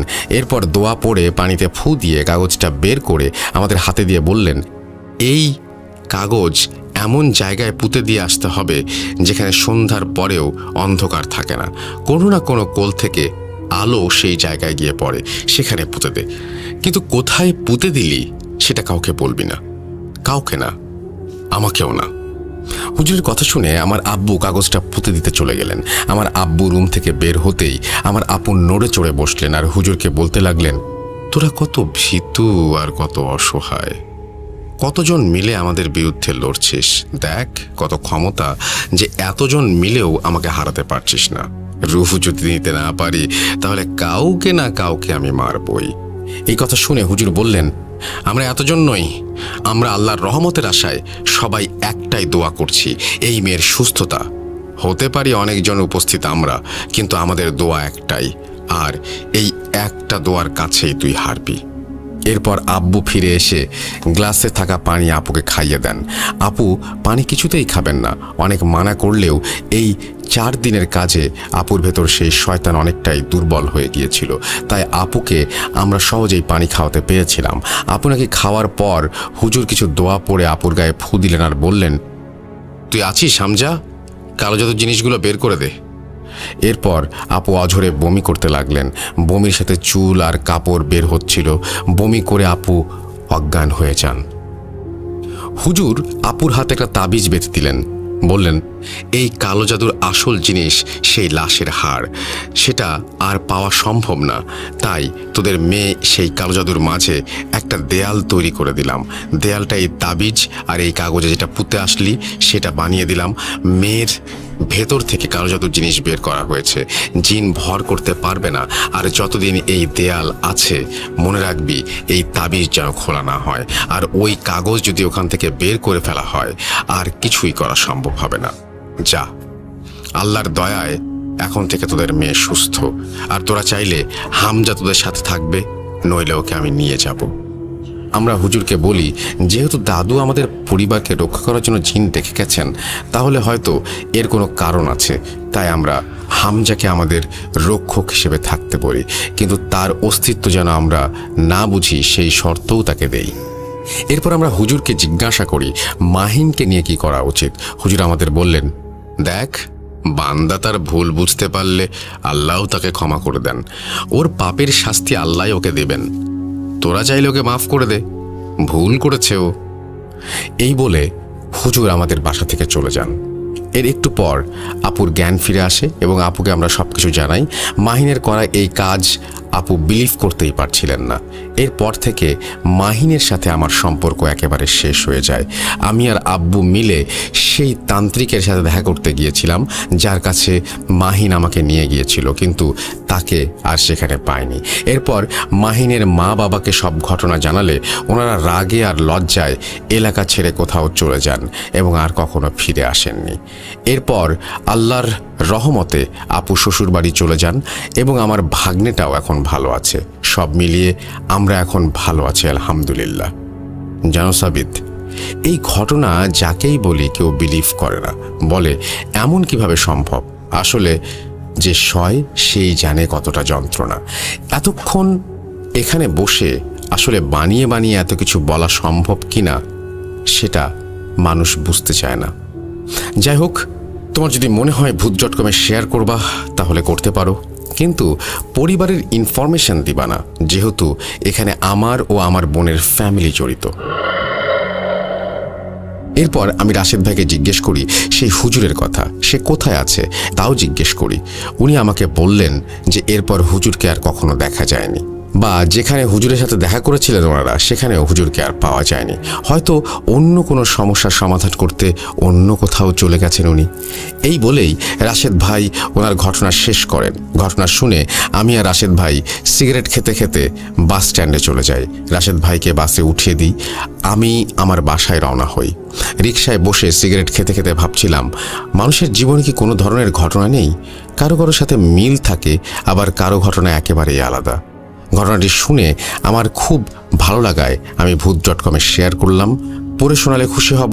আর ধন্যবাদ লিসনার্স, আপনাদের এতক্ষণ সময় নিয়ে শোনার জন্য আর এত ভালোবাসার জন্য। আর স্পেশালি থ্যাংক ইউ জানিয়েছেন আমাদের টিমকে, পুরো টিমকেই। সবাই ভালো থাকবেন, সুস্থ থাকবেন আর নিরাপদ থাকবেন। ধন্যবাদ সবাইকে। কথা হবে। আল্লাহ হাফেজ।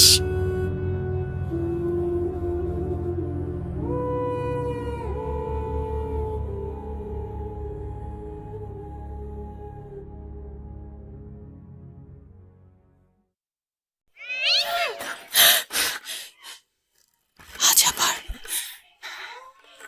শুনতে পাচ্ছেন শব্দটা? ভয়ের আরেক নাম ভূত.com with Russell.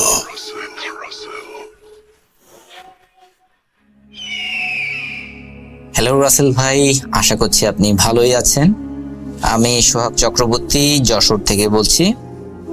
ভূত.com-এর প্রতি ভালো লাগা, ভালোবাসা থেকেই আমার ঘটনাগুলো আপনার সাথে শেয়ার করা। আজকে আমি ইন্ডিয়াতে ঘটে যাওয়া হাসপাতালের একটি ঘটনা আপনার সাথে শেয়ার করতে যাচ্ছি। অনেকেই হাসপাতাল মর্গকেন্দ্রিক ঘটনা অনেক পছন্দ করে, এই জন্য ভাবলাম আমার জানা এই ঘটনাটি আপনাদের সবার সাথে শেয়ার করি। ঘটনাটি ঘটেছিল 2015 সালের।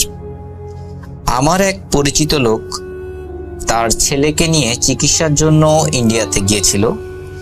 বলে রাখা ভালো, ওনার স্ত্রী কিছুদিন আগে মারা গিয়েছিল এবং ওই ব্যক্তিও গুরুতর অসুস্থ ছিলেন। তার ছেলের বয়স 15-16 বছর। তো তিনিও খুব গুরুতর অসুস্থ হওয়ায় তারা ভ্যালুরে ট্রিটমেন্টের জন্য গিয়েছিলেন। আমার অনেক পরিচিতজন ইন্ডিয়াতে থাকার সুবাদে উনি আমার সাথে যোগাযোগ করে অনেকের পরিচয় পরিচিতি নিয়েই ওখানে গিয়েছিলেন। তো দুঃখের ব্যাপার হচ্ছে উনি ইন্ডিয়াতে একটা স্বনামধন্য হাসপাতালে চিকিৎসার জন্য গিয়েছিলেন। ওনার কিডনি রোগ ছিল। উনি 25 দিন ওই হাসপাতালে ভর্তি থাকাকালীন সময়েই 25 দিনের দিনই তিনি মৃত্যুবরণ করেন। যেহেতু ওনার স্ত্রী ছিল না আর সাথে ওনার ছেলে ছিল, ওনার আসলে বাংলাদেশে তেমন কোনো রিলেটিভ ছিল না যে ওখানে যোগাযোগ করবে বা পুরো প্রক্রিয়াটি ম্যানেজ করবে এরকম। তো যখন তার ছেলেটির বাবা মারা যায়, ছেলেটি অনেকটা অসহায় অবস্থার মধ্যে পড়ে যায়। যদিও এর আগে সে বাবার সাথে 4 থেকে 5 বার ইন্ডিয়াতে ভ্রমণ করেছেন, কিন্তু ভ্যালোরে এবারই তারা প্রথম। সো ওখানকার রাস্তাঘাট, কথাবার্তা, মানুষের সাথে এই জিনিসগুলো তার তেমন পরিচিতি ছিল না। তো বাবার চিকিৎসার জন্য অনেক জিনিস তাকে কিনতে গেলেও অনেক সমস্যার মধ্যে পড়তে হচ্ছিল, কারণ সে ওখানকার ভাষা ঠিকভাবে জানে না।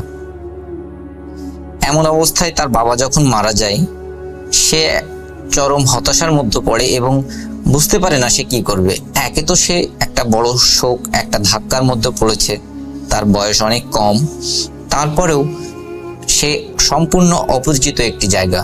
বুঝে দেখুন রাসেল ভাই, এমন পরিস্থিতিতে যদি মানুষ পড়ে, তখন তার আসলে মাথা কোন দিকে কাজ করবে আর করবে না, এটি কিন্তু আসলে ভাবা সত্যিই কঠিন। তো প্রথম দিন যেদিন তার বাবা মারা যায়, বলে রাখা ভালো, তার বাবা মারা যায় রাত 11:50-55 দিকে। তো হাসপাতাল কর্তৃপক্ষ কিছু ফর্মালিটি থাকে, সেই ফর্মালিটিগুলো ফিল আপ করে তার বাবার লাশ ওখান থেকে নিয়ে যাওয়ার জন্য বলে। কিন্তু ছেলেটি আসলে বাংলাদেশ থেকে যাওয়ায় আর তার বয়স কম হয়, সে অনেক কাকুতি মিনতি করে তার বাবাকে সকাল পর্যন্ত হাসপাতালে রাখার জন্য। কিন্তু আসলে হাসপাতালের একটা নিয়ম থাকে রাসেল ভাই, যে মৃত মানুষকে তারা সাধারণ কেবিনে রাখে না। তো ওই ব্যক্তিকে লাশ ঘরের সামনে একটা ছোট ঘর মতো আছে, আমি বিবরণে যতটুকু জেনেছি, ঘরটি বেশ ছোট, সেখানে মোট 6টা লাশ রাখা ছিল। অনেক সময় দ্রুত ডেলিভারির জন্য ওই লাশগুলোকে ওই ঘরে রাখা হয়, যারা দেখা গেল 1 ঘন্টা, 2 ঘন্টা, 3 ঘন্টার ভিতরে নিয়ে যাবে লাশগুলো, সেরকম লোকেদের ক্ষেত্রে ওই লাশগুলো ওখানে রাখা হয়। তো সেরকম একটা জায়গায় রাখা হয়েছিল। এবং সেখান থেকে একটু বিবরণে আমি বলি আসল ভাই, সে যে আমাকে যেভাবে বলেছে, সেই ঘরটা থেকে আপনাকে বাইরে বের হতে গেলে মিনিমাম আপনাকে 100 পা সামনে যাওয়া লাগবে। সেখানে একটি ক্রপসিকাল গেট আছে, এবং সেখানে ক্রপসিকাল গেটগুলো আমরা যেমন হয় যে বাইরে থেকে ভিতর দেখা যায়, ফাঁকা ফাঁকা ফাঁকা ফাঁকা হয়, এরকম টাইপের ক্রপসিকাল গেট না। গেটটার মধ্যে টিনের দিয়ে ওই ফাঁকা জায়গাগুলো বন্ধ করে রাখা, যাতে বাইরে থেকে ভিতরে না দেখা যায়, এইভাবে করা আর কি।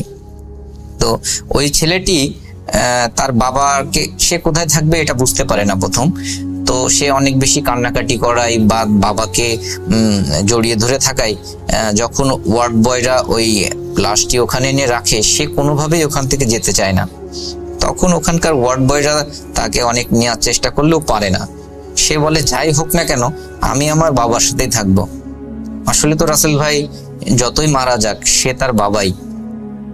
সে তখন ওই বাবার সাথে থাকার কথা জানাই, ওয়ার্ড বয়রা তাকে নিতে পারে না। তারা অনেক সময় ওয়ার্ড বয়রা বলে যে, তুমি তো ছোট মানুষ, এখানে ভয় পেতে পারো বা অন্য কোনো সমস্যা হতে পারে, যেহেতু ক্রপসিকাল গেটটা বাইরে থেকে লাগানো থাকে, সো তুমি এখানে থাকতে পারবে না, তুমি গেটের বাইরে এসে থাকো। কিন্তু সে কোনোভাবে রাজি হয় না। যা তার কাকুতি মিনতি শুনে এক পর্যায়ে গেটে ওখানে যে লোক থাকে, উনি বললো, আচ্ছা ঠিক আছে, তুমি এখানে থাকো, তাহলে আমাদের গেটটা লক করা থাকবে না, গেটটা খোলা থাকবে। তোমার যদি কোনো প্রবলেম হয়, তুমি যাতে দৌড় দিয়ে গেট থেকে বাইরে চলে আসতে পারো বা আমাদের ডাকতে পারো, যদি ভয় পাও আর কি। তো সেইভাবে কাজ হলো। রুমটার মধ্যে রাসেল ভাই একটা নেভি ব্লু কালারের একটা ডিম ভাল্ব দেওয়া, ডিম লাইট আমরা যেটা বলি রুমের মধ্যে লাগাই কম আলোতে, ওরকম একটি লাইট লাগানো। তো সে তার সারা রাতেই কান্নাকাটি করেছে। রাত 2টা 3টা এমন সময়ে সে এক পর্যায়ে আর নিচে বসে থাকতে না পেরে, সে হলো বাবার যে বেডটা, যেটা স্ট্রেচার নিয়ে আসা হয়েছে, ওই স্ট্রেচারের পরে উঠেই বাবাকে জড়িয়ে ধরে ঘুমায় পড়ে। এক পর্যায়ে সে কিছু শব্দ শুনতে পায়। শব্দটি এমন হচ্ছে, ইঁদুর সাধারণত রুমের মধ্যে ঢুকলে যেমন হয়, ক্যাচকুচ ক্যাচকুচ ক্যাচকুচ করতে থাকে, একটা শব্দ করে ইঁদুরে, ওরকম শব্দ হচ্ছে। তো এখানে ইঁদুর ঢুকতেই পারে, আসলে রুমগুলো তো অত বেশি ভালো না, রুম ইঁদুর ঢুকতেই পারে। তো সে এটাকে তেমন একটা গুরুত্ব দেয় না, এবং এক পর্যায়ে তার মনে হতে থাকে তার বাবা যেন বেঁচে আছে, কারণ সে যখন ওয়ার্ড বয়ের সাথে স্ট্রেচারে করে লাশটি নিয়ে আসছিল তখন বাবার হাত পা ঠান্ডা হয়ে গিয়েছিল এবং অনেক সাদা হয়ে গিয়েছিল। তার বাবা অনেক ফর্সা লোক, একদম সাদা হয়ে গিয়েছিল। কিন্তু সে যখন বাবাকে জড়িয়ে ধরে শুয়ে আছে তখন তার মনে হচ্ছে তার বাবা বেঁচে আছে, জীবন্ত তিনি, কারণ তার শরীরে সে টেম্পারেচার ফিল করতে পারছিল। সে একটা মনের মধ্যে কেন জানি তার একটা সাহস তৈরি হয়ে গেল, সে বাবাকে খুব জড়িয়ে ধরেই ওখানে শুয়েছিল। এবার কিছু সময় পর থেকে আরো কিছু অদ্ভুত ঘটনা ঘটা শুরু হলো। সে হঠাৎ ওই শব্দগুলো বেশি বেড়ে যাওয়ার কারণে সে একটু মুখ উঁচু করে দেখে কিছু লোক ওই রুমের মধ্যে ঢুকেছে। লোকগুলো একেবারে স্পষ্ট না, তারা কিছু কালো কাপড় পরা, কালো জ্যাকেট টাইপের পরা, এরকম কিছু লোক। এবং লোকগুলো হেঁটে হেঁটে কিছু লাশের পাশে যাচ্ছে, লাশের কিছু অংশ উঁচু করছে এবং তারা কিছু কাঁটা জিনিস এনেছে সাথে করে, সেইগুলো দিয়ে লাশের কিছু অংশ কোপ দিয়ে দিয়ে কাটছে। কেটে কেটে তারা একটা প্যাকেট মতো আনছে, ওই প্যাকেটের মধ্যে ভরছে। এই জিনিসগুলো দেখে উনি কিন্তু সে কিন্তু খুবই ভয় পেতে শুরু করে, কারণ সে তো এমন জিনিস কখনো দেখেনি। তারপরেও সে মনে করছে হয়তো এটা হাসপাতালের কোনো লোক হতে পারে, কারণ লাশ কেটে নিয়ে যাচ্ছে, এটা বাইরের লোক হবে এটা তো আসলে সে বুঝতে পারে না। কিন্তু এই ব্যাপারগুলো সে দেখছে, আবার মুখ লুকিয়ে পড়ছে যাতে তার এই জিনিসগুলো না দেখতে হয়। কিন্তু তার কাছাকাছি যখন ওই লোকগুলো চলে আসছে তখন পাশের একটা লাশকে যখন ওইভাবে হাত কাটছে, পা কাটছে বা শরীরের অন্য অংশ কেটে নিচ্ছে, তখন হঠাৎ সে দেখে পাশের সে একজন মহিলা। সে বলছে, আরে এই লোকের চোখ দুটো কত সুন্দর, বলেই সে দেখে আঙুল দিয়ে তার চোখটা টান দিয়ে তুলে ফেললো। এবং চোখটা যখন আঙুল দিয়ে টান দিয়ে তুলে ফেললো রাসেল ভাই, সে তো বয়স অনেক কম, সে দেখছে যে চোখের নিচে অনেকটা লম্বা ফিতার মতো অনেক কিছু একটা মাথার মধ্যে থেকে বের হয়ে আসলো। এবং ওই মহিলা কিছু না বলে বলছে এটা অনেক সুস্বাদু হবে বলে মুখে ঢোকা দিল। এখন সে এই ব্যাপার দেখে এতটাই ভয় পেয়েছে যে আসলে কি বলবে কি বলবে না। আরো রাসেল ভাই আরো অবাক করার ব্যাপার হচ্ছে, সে ওখানে কারোর সাথে ঠিকভাবে কমিউনিকেট করতে পারছে না কথা বা ভাষার কারণে। কিন্তু ওখানে যে লোকগুলো আছে সবাই তারা বাংলা ভাষাতে কথা বলছে। সে এটা দেখে খুবই ভয় পেয়েছে, কারণ এখানে তো হাসপাতালের লোক যদি হয় তাহলে তারা তো ওই ভাষায় কথা বলবে, তামিল ভাষা, হিন্দি ভাষা কিংবা ইংরেজি ভাষাতে। কিন্তু তারা কথা বলছে বাংলা ভাষাতে।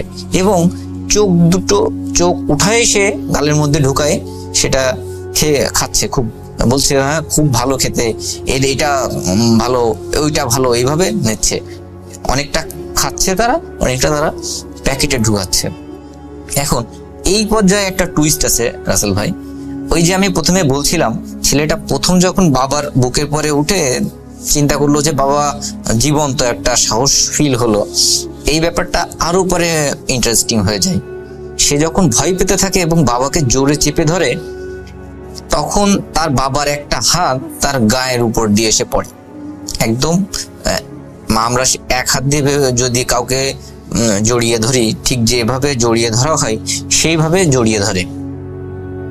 এখন এইটাই কিন্তু আমরা স্বাভাবিকভাবে ভয় পাবো, কিন্তু ওই ছেলেটি এতই ভয় পেয়েছিল যে যখন তার বাবার একটা হাত জড়িয়ে ধরার মতো তাকে জড়িয়ে ধরে খুব শক্তভাবে, তখন সে খুব বেশি সাহস পেতে থাকে। সে তখন আর এটা ভয় পায় না। এইভাবে সে কত বেলা ভয়তে ছিল বা সেন্সলেস হয়ে গিয়েছিল এটা সে জানে না। ভোরবেলায় যখন দেখে বাইরে থেকে কিছু আলো আসছে ওই রুমের মধ্যে, তখন দেখে ওই রুমের মধ্যে আসলে কেউ নাই।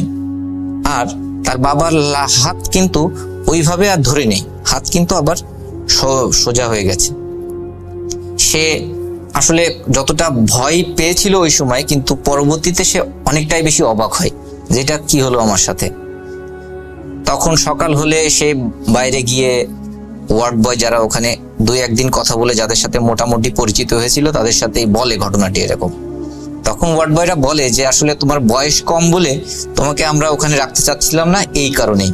এখানে এরকম প্যারানর্মাল কিছু ঘটনা ঘটে, অনেকেই দেখে যে এখান থেকে লাশ কেউ খেয়ে যাচ্ছে, অনেক সময় বাস্তবিকভাবেও লাশের কিছু অংশ গায়েব হয়ে যায়। তারপরে আরো অনেক ঘটনা ঘটে। তুমি বয়স অনেক কম হওয়ার কারণে তোমাকে আমরা ওখানে রাখতে চাচ্ছিলাম না। সো এটা ছিল ঘটনা। পরবর্তীতে ওই ছেলে আমার সাথে ফোনে কথা বললে আমি ওখান থেকে কিভাবে আসবে সেটা নিয়ে আমি তাকে সব পরামর্শ দিই। সে লাশ নিয়ে আর দেশে ফিরতে পারে না, ওখানেই তার বাবার লাশের সৎকার করে সে বাংলাদেশে চলে আসে এবং বাংলাদেশে আসার পরে সম্পূর্ণ ঘটনাটি আমার সাথে শেয়ার করে। আমি আজকে সেই ঘটনাটি আপনার সাথে শেয়ার করলাম রাসেল ভাই। যদি আপনার ঘটনাটি পছন্দ হয় তো শ্রোতাদের উদ্দেশ্যে আপনি প্রচার করবেন। আর ভালো থাকবেন।